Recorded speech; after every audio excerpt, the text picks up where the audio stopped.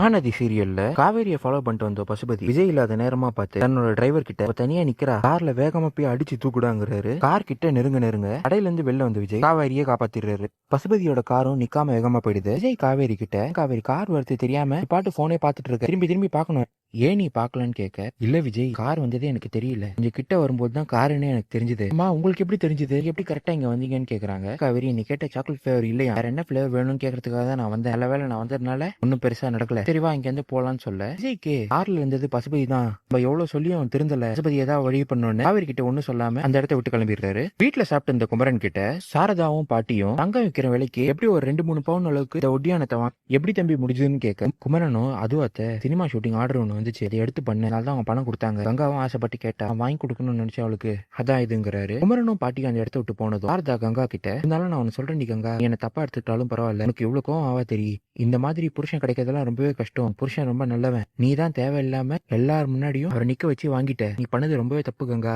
இனிமையாவது புரிஞ்சு நடக்க பாருங்கிறாங்க. அடுத்த நாள் காலையில குமரன் விஜய் கிட்டயும் காவேரி கிட்டயும், நான் ஒரு விஷயத்த குடும்ப ஆளுங்க முன்னாடி பேச போறேன், அதுக்கு நீங்க 2 பேரும் என்ன சப்போர்ட் பண்ணணும்னு சொல்லி குடும்ப ஆளுங்க எல்லாரும் வர வச்சு, எனக்கு இப்போ ஒரு பெரிய ஆர்டர் கிடைச்சதில்ல, அந்த மாதிரி மலேசியால இருந்து எனக்கு ஒரு ஆர்டர் கிடைச்சிருக்கு, அது ரொம்ப பெரிய ஆர்டர், அதுக்கு நான் மலேசியா போய் வேலை செய்யற மாதிரி இருக்கும், கொஞ்சது 2-3 மாசம் ஆகல நான் இங்க வரத்துக்கு, போகணும்னு முடிவு பண்ணிட்டு தான் உங்ககிட்ட இந்த விஷயத்த சொல்றேங்கிறாரு. கங்காவும் அதிர்ச்சி ஆகி, என்னங்க சொல்றீங்க, இப்போ இந்த முடிவெல்லாம் நீங்க முன்னாடியே எடுத்துட்டு தான் என்கிட்ட வந்து சொல்றீங்க போல, எதுக்குங்க நீங்க அவ்வளவு தூரம் போகணும்னு கேட்க, இல்ல கங்கா பிரசவத்துக்கு கையில கொஞ்சமாச்சும் பணம் இருக்கணும், என்கிட்ட அவ்வளவு பணம் கிடையாது, இந்த பெரிய ஆர்டர் எடுத்தனா எனக்கு ஒரு பேரும் கையில பணமும் நிக்கும், அதுக்காக நான் போறேன், இப்ப கடையை பார்த்ததுக்காக வேற ஒரு வழி பண்ணிருக்கேன் அப்படின்னு பேசிட்டு இருக்க கங்கா வந்து எழுந்து போயிடுறாங்க. நாளைக்கு தான் அத்தை எனக்கு ஃபிளைட்டு, நான் கண்டிப்பா போயே தெருவேன்னு உறுதியா சொல்லிடுறாரு. குமரன் விஷயத்தை கேட்டு வீட்டுக்கு வந்த நிவின், என்னென்ன என்கிட்டயே நீ ஒரு வார்த்தை சொல்ல மறைச்சிட்ட பத்தியா, இப்போ நீ போயே தான் ஆகணுமான்னு கேட்க, ஆமா நிவின் இப்போ பணம் கொஞ்சம் தேவைப்படுது, பிரசவத்துக்கு என்னால எதுவுமே செய்ய முடியலன்னா தப்பாயிடும், கங்கா நல்லா இருக்கணும் தான் நான் அந்த முடிவு எடுத்திருக்கேன் அப்படின்னு சொல்ல, விஜயோ பிரதர் எது நினைச்சலாம் கவலைப்படாதீங்க, பிசினஸ்ல இந்த மாதிரி ஊருக்கு போய் பண்றதுலாம் சகஜமான விஷயம் தான், என்னையும் பாத்தீங்களா கம்பெனியில வேலை செஞ்ச ஊரா போனேன், இப்ப காவேரி தான் முக்கியம், குழந்தை தான் முக்கியம்னு இங்க வேலை தேடிட்டு இருக்க, நீங்க ஆப்போசிட்டா பண்றீங்க அவ்வளவுதான், இருந்தாலும் நான் உனக்கு கேட்கறேன் தப்பா எடுத்துக்காதீங்க, நீங்க பிசினஸ் விஷயமா தான் போகணும்னு நினைக்கிறீங்களா